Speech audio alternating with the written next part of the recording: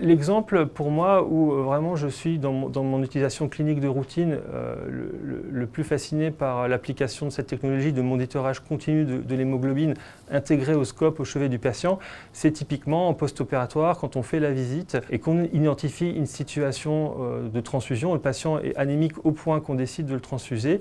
Le fait d'avoir le monitorage continu me rassure pour implémenter les stratégies dites de transfusion restrictive, culot par culot, puisque lorsqu'on prescrit un culot de transfusion, on va pouvoir vérifier quasiment en temps réel que le taux d'hémoglobine du patient remonte effectivement et qu'il ne continue pas de s'aggraver. Et finalement, on est rassuré et on peut plus facilement implémenter ce genre de stratégie de transfusion restrictive.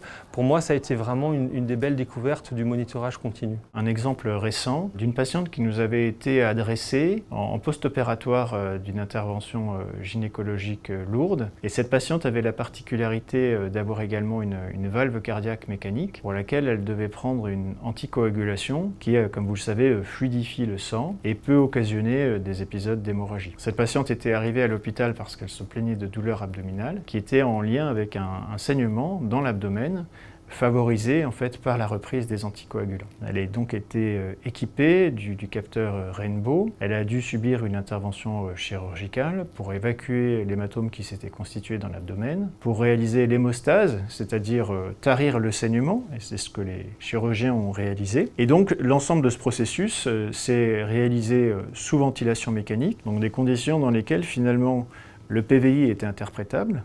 Et donc on pouvait savoir en continu si oui ou non son index cardiaque allait augmenter suite à une expansion volumique. Et d'autre part la SpHb pour voir comment évoluer sa concentration totale d'hémoglobine, si finalement les pertes sanguines étaient établies et s'il n'y avait pas de saignement complémentaire, ou au contraire si le saignement était encore évolutif et s'il y avait lieu de réaliser une transfusion. Et puis ces paramètres ont ensuite été utilisés en période post-opératoire, à un moment où la patiente n'était plus sous ventilation mécanique, et à ce moment-là, on a pu utiliser en fait la SpHb pour s'assurer qu'il n'y avait pas de récidive de saignement, alors qu'on devait réintroduire les médicaments anticoagulants, parce que cette dame avait une valve mécanique. Donc un élément de sécurité supplémentaire qui se substitue absolument pas à la surveillance clinique. Bien sûr, on est allé voir cette dame très régulièrement, on a réalisé la palpation de l'abdomen, on a recherché la récidive d'un épanchement avec une échographie, mais c'est un élément supplémentaire qui nous a permis en fait de maintenir la réintroduction des antivitamines K